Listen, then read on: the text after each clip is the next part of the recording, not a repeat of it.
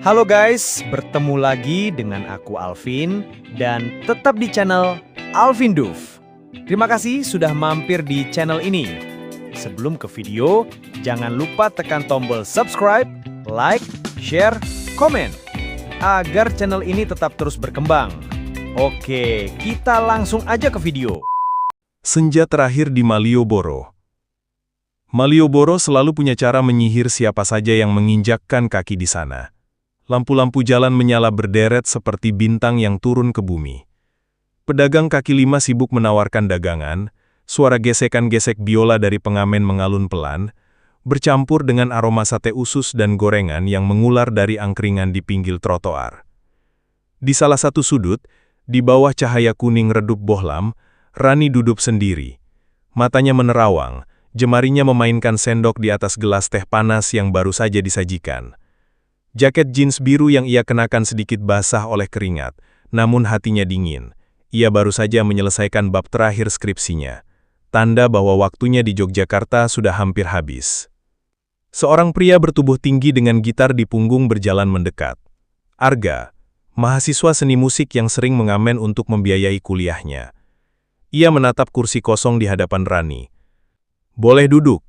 Angkringan ini cuma punya 2 kursi, sayang kalau 1 kosong. Rani tersenyum tipis. Silahkan.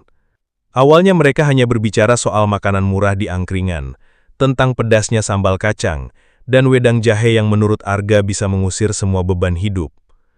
Tapi malam itu mereka berbicara lebih dari sekedar menu. Arga bercerita tentang masa kecilnya di Gunung Kidul, tentang ayahnya yang meninggal saat ia SMP, dan tentang mimpinya membuka kedai kopi kecil dengan panggung musik untuk seniman jalanan. Rani mendengarkan dengan mata berbinar, merasa jarak di antara mereka kian tipis.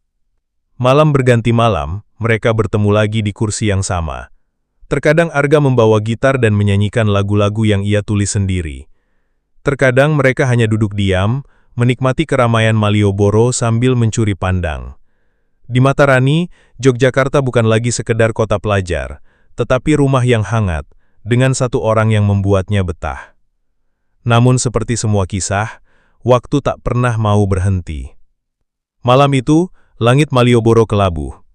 Rani duduk lebih dulu di kursi angkringan mereka. Ia menatap jalanan, mencoba menghafal setiap detail. Suara pedagang memanggil, aroma nasi kucing, lampu jalan yang bergetar ditiup angin. Ia tahu ini terakhir kalinya ia akan melihatnya bersama Arga. Besok pagi, ia pulang ke Jakarta. Arga datang, membawa gitar seperti biasa. Tapi malam ini ia tidak tersenyum selebar biasanya.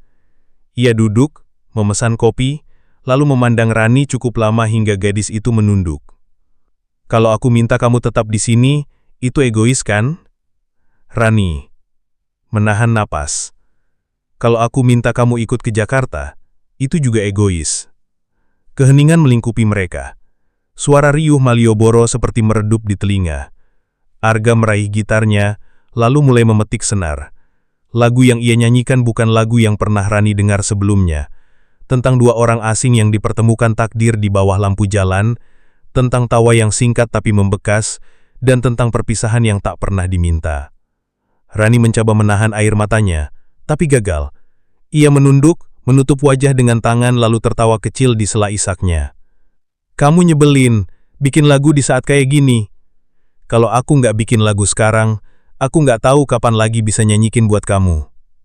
Malam itu mereka berbicara tentang kemungkinan, tentang telepon jarak jauh, tentang pesan singkat, tentang kunjungan sesekali, tapi dalam hati mereka tahu, semua itu hanya cara halus untuk menghibur diri. Ketika jam menunjukkan hampir tengah malam, Rani berdiri. Ia menatap Arga untuk terakhir kalinya. Makasih buat semua malam di sini. Arga, kalau suatu saat kamu balik ke Jogja, kursi ini akan selalu ada buat kamu. Mereka berpelukan sebentar. Tidak ada janji, tidak ada kata selamat tinggal, hanya rasa yang menggantung di udara, seperti nada terakhir dari lagu yang tak pernah selesai. Rani berjalan pergi, melebur dalam keramaian Malioboro.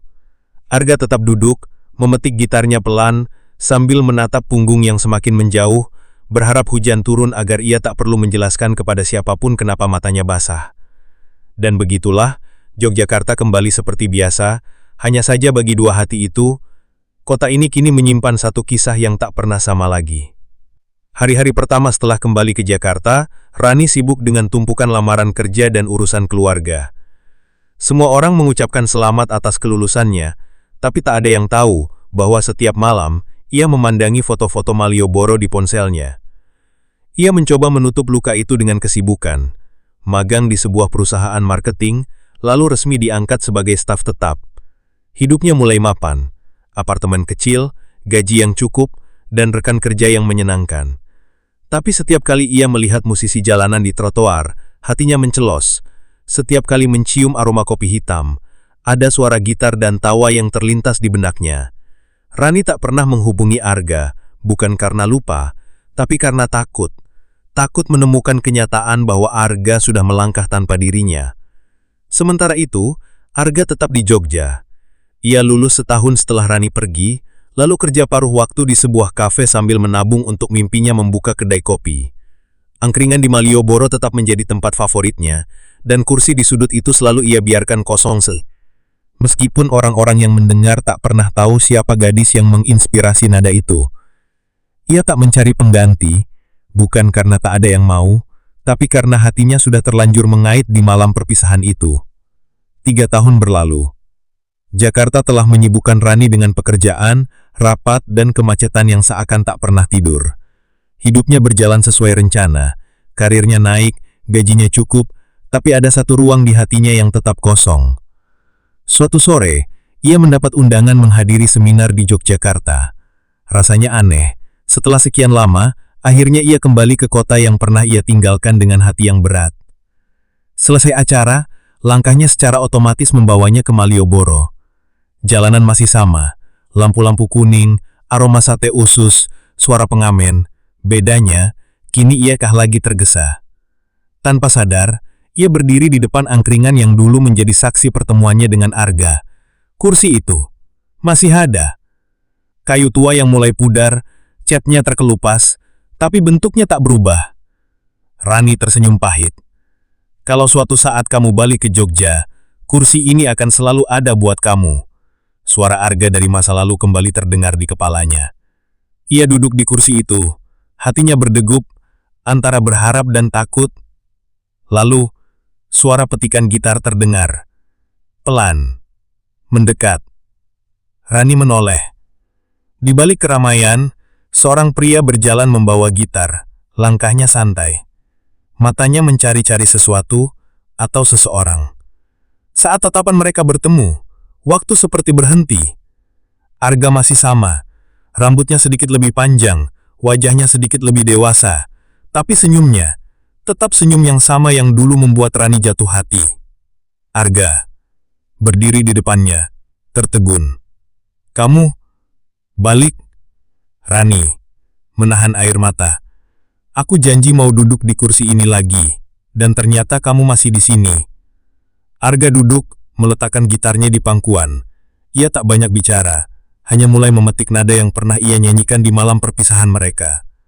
Rani tak tahu apakah ini awal baru atau hanya pertemuan singkat yang lain, tapi malam itu, di bawah cahaya kuning bohlam angkringan, mereka kembali jadi dua orang yang pernah jatuh hati, dan mungkin, kali ini mereka tidak akan membiarkan waktu mencuri segalanya.